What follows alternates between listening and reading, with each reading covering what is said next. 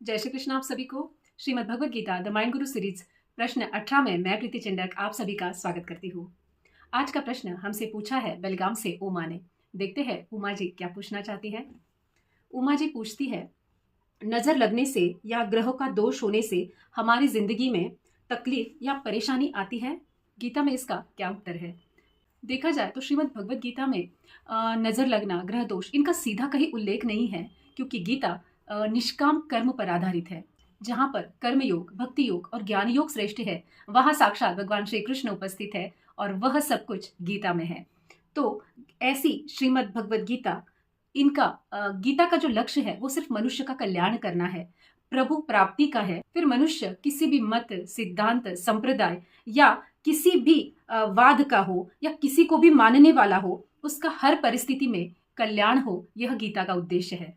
संसार में ऐसी कोई परिस्थिति नहीं कि जिसमें मनुष्य का कल्याण न हो, क्योंकि संसार के हर चीज में परमात्मा तत्व उपस्थित है, विद्यमान है, और इसीलिए हर परिस्थिति में मनुष्य का कल्याण छुपा हुआ है। पूछा गया प्रश्न जो है कि नजर लगना या ग्रहों का दोष होना, यह सब जीवन में तब प्रभाव डालता है जब हम भगवत प्राप्ति के मार्ग से हट जाते हैं, जब हम भगवान के चिंतन से दूसरे किसी चीजों का चिंतन शुरू कर देते हैं, तब यह सारी चीजें हमारे जीवन पर प्रभाव डालती है। अब बुरी नजर या कोई नजर, ये सारी चीजें हमें तब कमजोर करती है जब हमारे स्वयं की आभा, हमारा ऑरा स्ट्रांग ना हो या कमजोर हो, तब हमें इन सब चीजों का अपने ऊपर असर दिखाई देता है। तो गीता में तो भगवान ने योग का इतना सुंदर विधिवत वर्णन किया है, महत्व बताया है। गीता में बताया उस अनुसार अगर हम अपने जीवन में योग, ध्यान, ये सारी चीजें कर ले तो हमारा जीवन और इसके साथ साथ हमारा ऑरा इतना स्ट्रांग और पावरफुल हो जाएगा कि ऐसी नजर या ऐसी कोई चीजें हमारे ऊपर असर नहीं करेगी। क्योंकि ये कोई चमत्कार नहीं है, योग साइंटिफिकली प्रूवन है, विज्ञान की मान्यता है। क्योंकि योग में हम स्वयं पर ध्यान केंद्रित करते हैं और जिस पर हमारा ध्यान केंद्रित होता है उस पर हम ज्यादा से ज्यादा काम करते हैं। और जब हम योग में श्वासों पर नियंत्रण लेते हैं, जब हमारी सांस हमारे कंट्रोल में रहती है, तो हर चीज हमारे कंट्रोल में रहती है। हमारे अंदर की सकारात्मकता हमारे मन को स्ट्रांग करता है। जब मन स्ट्रांग, विचार स्ट्रांग और हर चीज हमारे कंट्रोल में है, तो जाहिर सी बात है हमारा ऑरा भी पावरफुल है। जब ऑरा पावरफुल है तो ऐसी सारी चीजें हम पर असर नहीं करती। तो नजर लगना, ये सारी चीजें तब तक हमारे ऊपर असर करती है या हमें परेशान करती है जब हमारा ऑरा स्ट्रांग ना हो, हमारा ध्यान स्वयं से ज्यादा दूसरों पर हो, मतलब हम अपने आप पर काम करने के बजाय दूसरी जगह में उलझे हुए हो, तो हम अंदर से काफी वीक महसूस करते हैं। इसीलिए योग, ध्यान को गीता में बड़ा महत्व बताया है, क्योंकि योग हमें इंटरनली, अंतर्गत रीत्या, मतलब अंदरूनी मजबूती देता है। और जाहिर सी बात है वो हमारे बाहर भी वो मजबूती हमें दिखती है, मतलब हम वो मजबूती फील कर सकते हैं, क्योंकि शरीर से ज्यादा मन का पावरफुल होना बहुत जरूरी है। इसीलिए योग, ध्यान से हम मन पर कंट्रोल पाते हैं और मन की शक्ति बढ़ाते हैं, तो हमारा ऑरा भी पावरफुल हो जाता है। तो इसीलिए योग और ध्यान से हम नजर लगना, ऐसी सारी परेशानियों से भी दूर रह सकते हैं। अब ग्रह, सूर्य, चंद्रमा, मंगल, शनि, ये आदि जो ग्रह है, ये सारे ब्रह्मांड में स्थित है और ब्रह्मांड की निर्मिति तो परमपिता परमेश्वर के द्वारा हुई है। तो जो साक्षात परमपिता परमेश्वर से निर्मित है, ऐसे ब्रह्मांड में ग्रह स्थित है।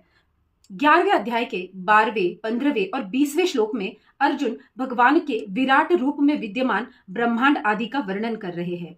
इसका अर्थ, यह संपूर्ण सृष्टि चराचर प्रभु से निर्मित है और प्रभु में ही सम्मिलित है। और हम सभी तो साक्षात परम पिता परमेश्वर की संतान है, हम उनके बच्चे हैं, वो हमारे पिता है। फिर हमें इन सारी प्रभु की निर्मित चीजों में उलझने की जरूरत ही क्या है, जब हमारे पिता ही इन सभी के पालन करता है, निर्माता है, और हमारा संबंध तो साक्षात परमपिता परमेश्वर से है, तो हमें इन सारी चीजों में उलझने की जरूरत ही क्या है। यह सारी वस्तुएं प्रभु लीला की सामग्री है, हमें इस खेल सामग्री में नहीं फंसना है। तो ये जो सारा मायाजाल भगवान ने बनाया है, इसमें हमें फंसना नहीं है। मतलब ये जो खेल की सामग्री, जिसे भगवान कहते हैं मेरी लीला के लिए मैंने ये सारी चीजें सृष्टि में निर्माण की है, तो हम इसी में फंस जाते हैं, क्योंकि हम भगवत प्राप्ति से दूर हट जाते हैं। जब हम प्रभु प्राप्ति से दूर हो जाते हैं तब हम इन चीजों में फंस जाते हैं। इसीलिए हमें हमारा ध्यान परमपिता परमेश्वर के चरणों में रखना है, उनके शरणागत होना है। 4थे अध्याय के 23वें श्लोक में भगवान कहते हैं यह सारी चीजें संसार की है और संसार से ही हमें निरासक्त रहना है। संसार तो करना ही है, अब गृहस्थी है तो संसार तो आएगा ही, लेकिन इनमें फंसना नहीं है, मतलब इससे आसक्ति नहीं रखनी है। क्योंकि बहुत बार हम इस माया जाल में देखते हैं कि हम इस संसार रूपी सारे खेल में ऐसे उलझ जाते हैं कि हम भूल ही जाते हैं कि हमें निर्माण क्यों किया गया है। जब दुनिया में इतने सारे लोग थे तो हमें निर्माण करने की ऐसी कौन सी जरूरत थी। तो हम जब यह कारण समझ जाते हैं कि हमें निर्माण, जब इतनी बड़ी सृष्टि है, इतने सारे लोग हैं और हमें निर्माण अगर किया है, तो जरूर भगवान का कोई बड़ा उद्देश्य होगा जो हमसे सफल होना होगा, जो हमसे भगवान को पूरा करवाना होगा। तो अपने जन्म का, अपने उत्पत्ति का कारण ढूंढना बहुत जरूरी है। तो हम इसे छोड़ के परमपिता परमेश्वर ने हमें निर्माण किया है और हम जाके फंसते हैं उन्हीं की माया जाल में। तो भगवान हमारे पास सारे रास्ते खुले रख रहे हैं, सारे ऑप्शंस ओपन है, बस हम कैसे और कौन सा ऑप्शन चुनते हैं यह बहुत जरूरी है। और ऐसा सही और अच्छा ऑप्शन चुनने की, मतलब सही और अच्छा मार्ग दिखाने की जिम्मेदारी भी भगवान की है। वही हमें सारा मार्गदर्शन करते हैं, वही हमारे पथ को प्रदर्शित भी करते हैं। लेकिन जब हम उन पर विश्वास रखते हैं, जब हम उनके भरोसे पर होते हैं, तब हमें पथ का दर्शन होता है और सही रास्ता हमें मिलता है। इसीलिए हमें भगवत प्राप्ति में, भगवत चिंतन में रहना है, ना कि उनकी बनाई हुई इस सृष्टि के माया जाल में फंसना है। गीता में भगवान कर्म का महत्व समझाते हैं। जो दिया है वही मिलेगा, जिस भाव से दिया है उसी भाव से मिलेगा। मतलब भगवान बहुत सिंपल चीज समझाते हैं, जो आपने बोया है वही आप काटोगे, जो आपने दिया है वही आप पाओगे। तो ये बहुत बड़ी और इंपॉर्टेंट चीज है, जिसका हम हमारी डेली लाइफ में भी एक्सपीरियंस करते हैं, अनुभव लेते रहते हैं कि अगर हमने किसी की भलाई की है तो हमें किसी चीज से डरने की जरूरत नहीं है, क्योंकि जब अच्छा किया है तो अच्छा ही आना है। और यही गीता समझाती है। इसका अर्थ जो भी हम भुगत रहे, जो भोग रहे हैं, सुख हो या दुख हो, वो हमारे ही कर्मों का फल है। मतलब हमने ही अपने लिए ऐसे बीज बोए थे जो कि हम अभी उसी के फल हम खा रहे हैं। तो सुख हो या दुख किसी और का दोष नहीं है, ये हमने जो हमारे भूत में दिया है, जो भूतकाल में जो हमने बोया था वही हम अभी काट रहे हैं। ये चीज समझना बहुत जरूरी है और यह सारी चीजें गीता बहुत अच्छी तरह से हमें समझाती है। इन सब परेशानियों में उलझने से अच्छा है कि अच्छे कर्म पर ध्यान केंद्रित कर लिया जाए, अपने कर्म पर रख लिया जाए और हमेशा गीता के अनुसार कर्म, मतलब निष्काम कर्म कर लिया जाए, ताकि हम अच्छे कर्म करें। और जाहिर सी बात है, जो कर्म अच्छे है तो मिलना भी अच्छा ही है, तो जो दिया है वही हमें मिलेगा। यह चीज के लिए हम निश्चिंत हो जाएंगे और ये जो सारी चीजें इर्द गिर्द चल रही है जो कि बेवजह है, उसका हम पर कोई असर नहीं होगा, अभी तो हम उसमें फंसेंगे ही नहीं। पूछे गए प्रश्न में ग्रह पीड़ा या ग्रह दोष जो भी है, यह सारी भगवान की निर्मित है। क्योंकि हमने पहले भी देखा, सारे ग्रह, जो पूरा ग्रह मंडल है, यह भगवान की अपनी उत्पत्ति है, यह भगवान ने बनाया है, यह भगवान की निर्मित है, यह सृष्टि चलाने हेतु भगवान ने यह सब कुछ बनाया है। तो यह जो सारे ग्रह है, यह सारी भगवान की निर्मित है। और अगर हम जिन्होंने इनको बनाया है, जो इनके भी निर्माता है, उनके नाम स्मरण में, उनके चिंतन में, उनके शरण में रहे, तो ये सारी चीजें हम पर कोई असर नहीं करेगी, क्योंकि हम तो उनका ध्यान कर रहे हैं जो इनके भी निर्माता है। तो समझना बहुत जरूरी है। बात बड़ी सिंपल है लेकिन उतनी ही महत्वपूर्ण है कि जो निर्माता है हम उसी के पैर पकड़ लेते हैं, तो उनकी जो निर्मित है उससे हमें कोई तकलीफ नहीं होगी, क्योंकि हमने श्रेष्ठ के पैर पकड़े हुए हैं, हम श्रेष्ठ के शरणागत है। तो उनकी निर्मित जो उनके नीचे है, उनके पैर पकड़ने की हमें जरूरत नहीं है। चौथे अध्याय के पहले ही श्लोक में भगवान यह अविनाशी ज्ञान सूर्य, जो समस्त ग्रहों का राजा माना जाता है, और महाभारत के अनुसार सूर्य को संपूर्ण जगत की आत्मा भी कहा गया है, उनको यह उपदेश दिया है साक्षात भगवान श्री कृष्ण ने, जो सब कुछ भगवान की निर्मित है और उन्हीं से सब प्रभावित है। तो उन्हीं की शरण में रहना मतलब परम शांति और परम सुख का अनुभव है। अब सूर्य को ग्रहों का राजा कहते हैं और पूछे गए प्रश्न में ग्रहों के दोष की ही बात की गई है। भगवान कृष्ण ने आरंभ में ही यह ज्ञान सूर्य को दिया था, क्योंकि सूर्य समस्त सृष्टि चलाते हैं। यह भी एक लीला है। आज परमपिता परमेश्वर और ग्रहों के राजा, इनको ये ज्ञान मिलना, इनके बीच में ये ज्ञान का आदान प्रदान होना, इसका मतलब हमारे लिए ही ये बड़ा संदेश है कि सब कुछ उन्हीं के द्वारा चल रहा है, वही कर रहे हैं। ग्रहों का राजा सूर्य और जो पूरी सृष्टि की आत्मा है, वह सब कुछ भगवान की निर्मित है, सब कुछ भगवान कर रहे हैं। तो हमें इन छोटी मोटी चीजों से, इनसे डरने की हमें जरूरत ही क्या है। हमें तो बस हमारे परमपिता परमेश्वर के शरण में रहना है और परमानंद और परम शांति, मतलब चिरंतन सुख का अनुभव करना है। अब यहाँ पे हम और एक उदाहरण द्वारा समझ सकते हैं। जैसे हम इतनी देर से बता रहे हैं कि भगवान हमारे पिता है और ग्रह मानने की इनकी निर्मित है।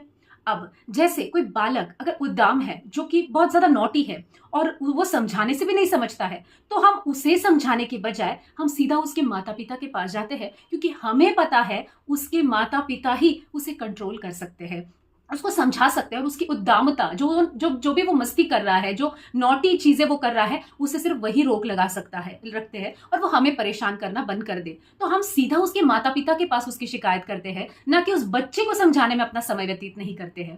तो यहाँ पे भी इसी द्वारा हमें समझना है कि सीधा परमपिता के पास चले जाए, उनके ध्यान चिंतन में रहे और हमेशा रहे, ताकि उनकी निर्मिति से हमें कोई तकलीफ ना हो, कि हमने साक्षात भगवत प्राप्ति का मार्ग ढूंढ लिया है। पूछे गए प्रश्न के उत्तर मतलब पूछे गए प्रश्न के निराकरण के हेतु भी ग्रहों के दोष का निवारण प्रभु चिंतन से करे, तो यह ना तो समस्या रहेगी और न जीवन काल में बाधा। मतलब जैसे मैंने कहा कि पुत्र की शिकायत माता पिता से करते हैं, तो ग्रहों की शांति हम प्रभु की शरणागति से भी कर सकते हैं। जो इस पर उपाय बताते हैं कि जैसे इन ग्रह की शांति करना है, या इन ग्रह के स्वामी को मनाना है, या उनकी आराधना करना, वो भी तो यही मार्ग बताते हैं। और हम तो गीता द्वारा इन सभी के स्वामी मतलब साक्षात भगवान श्री कृष्ण की आराधना बता रहे हैं, और हम उन्हीं के शरण में कह रहे हैं। तो जो स्वामियों के भी स्वामी हैं, क्योंकि जो उपाय बताने वाले ज्योतिष गुरु जो भी है, वो ग्रह के गुरु को शांत करने के लिए उनकी आराधना बताते हैं, उनका नामस्मरण बताते हैं, जो कि मर्यादित काल के लिए है।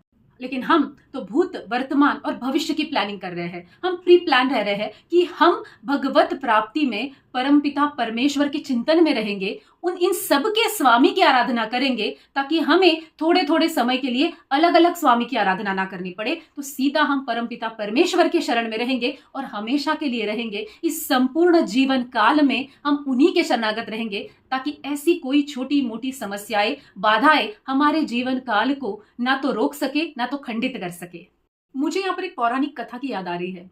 भगवान शनिदेव, जो शनि जो ग्रह है हमारे, सब उनसे बहुत डरते हैं कि शनि की 7.5 लग जाएगी, ये वो, हम बहुत सारी चीजें शनि से, भगवान से बहुत डरते हैं। तो इन्हीं की एक कथा है, पौराणिक कथा है, जो कि अलग अलग इसमें अलग अलग वर्णन आता है। हम सिर्फ उसका मतितार्थ समझते, उसका सार लेते हैं और सिर्फ उसको समझते हैं।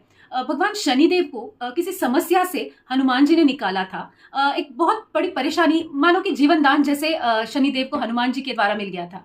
तो शनि भगवान ये हनुमान जी से बहुत प्रसन्न हुए, और ऐसा कहा जाता है कि शनिदेव हनुमान जी के ऋणी है। इसीलिए अब हम देखते हैं कि हनुमान जी का जन्मवार तो मंगलवार है, लेकिन फिर भी हम शनिवार को भी हनुमान जी की आराधना करते हैं, क्योंकि शनिवार शनि भगवान का है, और शनि भगवान और हनुमान जी, इनकी आपस में घनिष्ठता है। तो नामस्मरण करने वाले हनुमान जी, मतलब सतत प्रभु रामचंद्र जी के चिंतन में रहने वाले हनुमान जी ने शनिदेव को किसी समस्या से निकाला था। तो शनिदेव ने तब हनुमान जी से ये कहा था कि जब भी कोई मेरी समस्या में, या मेरी, जैसे हम कहते हैं कि अभी कहते हैं हम लोग कि 7.5 में फंस जाएगा, और वो अगर हनुमान जी की आराधना भी कर लेगा, तो वो इस 7.5 का या मेरा जो भी कोप है वो उन पर असर नहीं करेगा, अगर वो हनुमान जी की शरण ले लेगा तो। इसीलिए जैसे मैंने पहले कहा कि मंगलवार और शनिवार दोनों हनुमान जी की आराधना के लिए हम श्रेष्ठ मानते हैं। ऐसे तो कोई दिन या कोई भी समय भगवान की आराधना के लिए ही है। बिना आराधना के एक भी क्षण हमें व्यतीत नहीं करना है। फिर भी ये पौराणिक कथा है, तो हम इसे लेकर चलते हैं। तो शनिवार अगर शनिदेव को हम जाना पाए, तो हम हनुमान जी को भी दर्शन कर सकते हैं, जिसका स्वीकृति शनिदेव भगवान को भी मिल जाती है। तो ये कहने का तात्पर्य यह है कि शनि भगवान, जो ग्रह में हम जिनसे सबसे ज्यादा डरते हैं कि बाबा ये ग्रह में शांत रहे, ये ग्रह में हमारे ऊपर खुश रहे, तो हमारी कुंडली एकदम जागृत है, अच्छी है। तो ये भी यही कहते हैं कि कुछ और करने से, जो सतत बड़े भक्त है राम जी के, जो सदैव राम जी के चिंतन में रहते हैं, आप उनके शरणागत हो जाओ, मैं खुश हूं। इसका मतलब कि कोई भी ग्रह या कोई भी दोष आप पर तब तक असर नहीं करता जब तक आप भगवत शरण में हो और भगवत प्राप्ति की आराधना में हो। इसीलिए स्वयं को उनके ऊपर सौंप दो। जो भी करेंगे वही करेंगे, जो भी होगा वही मेरा करेंगे, मेरी नैया के सिर्फ वही की वैया है। यह जब हम मान के चलते हैं और जीवन में बिल्कुल रिलैक्स हो जाते हैं कि अब मुझे चिंता करने की जरूरत नहीं, क्योंकि मेरी जिम्मेदारी तो साक्षात परमपिता परमेश्वर ने ली है। भगवान ने गीता में स्पष्ट कहा है, मैं ही सृष्टि का निर्माता हूँ, पालन करता हूँ। इसका मतलब इस संपूर्ण जगत का उत्तरदायित्व भगवान के ऊपर है। इस संपूर्ण जगत को चलाने वाले भगवान है और कोई नहीं। उन्हीं के द्वारा यह सब चल रहा है। तो हमें भी स्वयं को उन्हीं को समर्पित कर लेना चाहिए। उनकी संतान है, हम उनके बच्चे हैं। जैसे एक बच्चा अपने माता पिता की गोदी में आकर स्वयं को सुरक्षित समझता है, रिलैक्स हो जाता है, शांत हो जाता है, खुश हो जाता है, बस वैसे ही हमें भगवत शरण में जाकर अपने आप को उन्हें सौंप देना है। अपने जो भी देंगे वही देंगे। मुझे अपने लिए चिंता करने की जरूरत नहीं। मेरा काम सिर्फ एक ही है, उनका नामस्मरण, उनका चिंतन और उनके द्वारा जो कर्म मेरे लिए है उसे निष्कामता से करना। जब हम ये इतनी बात ही समझ जाते हैं तो यकीन मानिए हम जीवन काल के लिए अपने लिए सुख के किवाड़ खोल देते हैं। हमें पता है कि भगवान जो भी करते हैं हमारे लिए मंगल ही करते हैं, क्योंकि कोई भी माता पिता अपने संतान के लिए गलत तो कर ही नहीं सकते। तो हमारे पिता परमपिता परमेश्वर हमारा अहित कैसे होने देंगे। तो हमें चिंता छोड़कर चिंतन में अपना जीवन काल व्यतीत करना है और सारा समय प्रभु के शरणागत में रहना है। तो उन्होंने जो जो ये चीजें बनाई हैं जो कि हमें फंसाती है, उलझाती है, दुख देती है, इनसे हम हट जाएंगे, इनसे हम दूर हो जाएंगे। यह हमें कहीं परेशान नहीं करेगी। सिर्फ हमें पूरी तरह से अपने आप को भगवत शरण में रख देना है, प्रभु को सौंप देना है। तो उमा जी, आपको आपके सवाल का जवाब मिल गया होगा, ऐसी मैं आशा करती हूँ। धन्यवाद।